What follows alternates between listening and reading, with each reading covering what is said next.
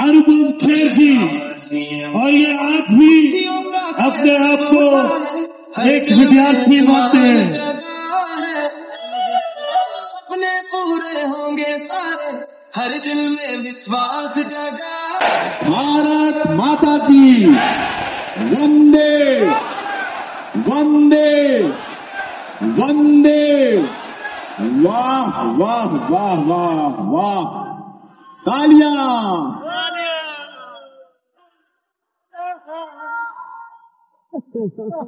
ओहो, क्या बात है, बहुत अच्छा, बहुत अच्छे। एक तो क्या बात, जो भी बोल रहे हो अच्छा बोल रहे हो। मैं यहाँ जब आया सुबह, मैं फ्लाइट से यहाँ पहुंचा तो मैंने सोचा कुछ प्रोग्राम होगा, अच्छा होगा, मगर यहाँ पर आप लोगों का जोश देखकर, छावड़ा साहब आपकी स्पीच सुनकर, सिद्धार्थ जी आपका जोश देखकर, आपके शब्द सुनकर बड़ा अच्छा लगा मुझे।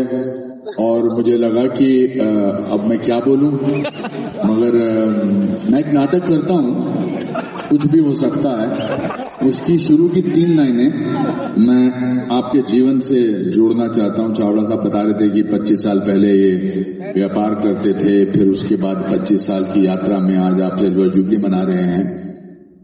तो उस मेरे नाटक की 3 शुरू की लाइनें बहुत इंपॉर्टेंट हैं कि अगर एक लंगोटी वाला आदमी बिना किसी अस्त्र शस्त्र के देश को आजाद करा सकता है तो कुछ भी हो सकता है। एक लड़का 10 साल का 10 किलोमीटर पैदल चलकर, नदी पार करके आगे जाकर वही भारत का प्रधानमंत्री लाल बहादुर शास्त्री बन सकता है तो कुछ भी हो सकता है। और 27 बरस जेल में रहने के बावजूद अगर नेल्सन मंडेला उसी देश का राष्ट्रपति बन सकता है तो कुछ भी हो सकता है।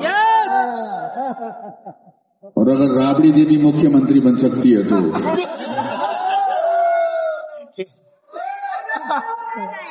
कहने का तात्पर्य यह है, इच्छा शक्ति का होना बहुत जरूरी है, मन की शक्ति का होना बहुत जरूरी है। मैं एक बड़े छोटे से परिवार से आता हूं, बहुत गरीब परिवार से आता हूं। मेरे पिताजी क्लर्क थे फॉरेस्ट डिपार्टमेंट में, उनकी तनख्वाह 90 रुपए थी और हमारा 14 लोगों का परिवार था। और इस स्टेज के एक तीसरे रिहाई बस इतनी जगह में हम लोग रहते थे, गरीब थे। पिताजी अकेले कमाते थे। लेट 50s की 1960 1962 की बात है। और 14 लोग थे, ताया जी, ताई जी, दादाजी, दादी जी, और इतनी छोटी सी जगह में रहते थे, पर हम बड़े खुश थे। तो मैंने एक दिन दादाजी से पूछा कि दादाजी, हम इतने गरीब हैं तो इतने खुश क्यों हैं? तो उन्होंने बड़ी कमाल की बात की। उन्होंने कहा, बेटा, इंसान जब बहुत गरीब होता है तो सबसे सस्ती चीज खुशी होती है। तो मेरे मन से गरीबी का डर निकल गया कि ठीक है, गरीब होना तो कोई बड़ी बात नहीं है। दूसरी बात जो मेरे मन में हमेशा थी कि मैं पढ़ाई में अच्छा नहीं था। इस सोच की बात सुनकर आपको थोड़ा सा अजीब लग रहा होगा कि पढ़ाई में अच्छा नहीं तो ऐसा कैसे बन गया। तो मेरे कभी जिंदगी में स्कूल में 38% से ज्यादा मार्क्स नहीं है। इस पे ताली मारने की तो कोई बात ही नहीं बनती। अब मैं आपके साथ एक छोटा सा गेम खेलता हूं कि ऑडियंस में जितने भी लोग हैं उनमें से 50% से ज्यादा जिनके मार्क्स आए हैं वो अपने हाथ ऊपर करिए। तुम तो पढ़े लिखे ही नहीं है। ऑलमोस्ट 100%। चावड़ा जी ने हाथ ऊपर किया। 60% से ऊपर है जितने, वो भी हाथ खड़ा करिए। सदा जी आप भी करिए। ओहो, ऑलमोस्ट 70%।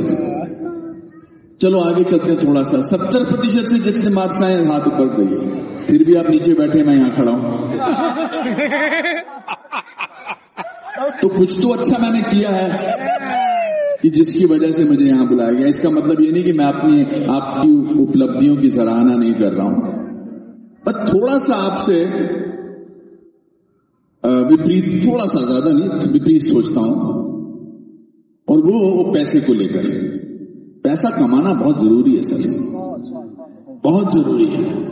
पैसा कमाने के बाद ही आप पैसा बांट सकते हैं, क्योंकि बिना कमाए कैसे बांट सकते हैं। पैसा होगा तो अच्छे विचार आएंगे, एक अच्छा करने का दिल करेगा, मंदिर बनाने का दिल करेगा, इतना भव्य प्रोग्राम करने का दिल करेगा। तो आपकी बात और मेरी बात ऑलमोस्ट सेम है। तो मैं जब मुंबई गया था आज से 45 साल पहले, हालांकि मैं नेशनल स्कूल ऑफ ड्रामा का गोल्ड मेडलिस्ट था, लेकिन रहने को जगह नहीं थी मेरे पास। मैंने बहुत सारी रातें रेलवे स्टेशन पर गुजारी, एक बेंच के ऊपर। और ये सच बात है, मैं इसलिए कह रहा हूं ताकि आप लोग सपने देखना ना बंद करें। आप लोग छाबड़ा साहब की तरह ऐसी जिंदगी के बारे में सोचें कि आप में से भी बहुत सारे लोग अनुपम खेर बन सकते हैं, छाबड़ा साहब बन सकते हैं।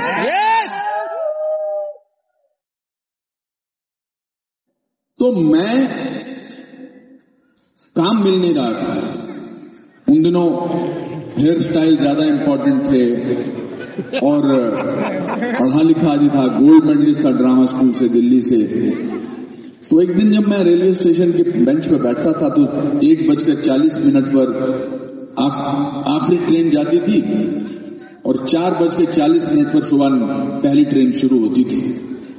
तो मेरे पास सिर्फ वो 3 घंटे होते थे सोने के लिए, क्योंकि पुलिस वाला था, वो बोलता था कि 1:40 के बाद आओ और 4:40 पे उठ जाओ। तो मैंने अपने दादाजी को एक खत लिखा। मैंने लिखा, मैं क्या कर रहा हूं यहां पर इस मुंबई नगरी में काम की तलाश में, मेरे पास रहने को जगह नहीं है, मैं रेलवे प्लेटफॉर्म पे सोता हूं, पढ़ा लिखा आदमी हूं, मेरी बेइज्जती होती है, मुझे कोई प्रोत्साहन देने वाला नहीं है। मैं ये शहर छोड़ के वापस जाना चाहता हूं, शिमला, दिल्ली, लखनऊ, कहीं चला जाना चाहता हूं, मैं यहां नहीं रुकना चाहता। दादाजी ने उस चिट्ठी के जवाब में एक चिट्ठी लिखी मेरे दोस्त के एक एड्रेस पर। उसमें एक लाइन थी जो बड़ी जिंदगी में मुझे बहुत काम आई। उन्होंने लिखा कि बेटा, तूने बहुत मेहनत की है, तेरे माँ बाप ने बर्तन बेचे हैं, घड़ी बेची है, जवाहरात बेचे हैं तुझे पढ़ाने के लिए, तूने गोल्ड मेडल हासिल किया है और तू पिछले 1.5 साल से मुंबई में रह रहा है। थोड़ी देर और रुक जा और याद रख, भीगा हुआ आदमी बारिश से नहीं डरता।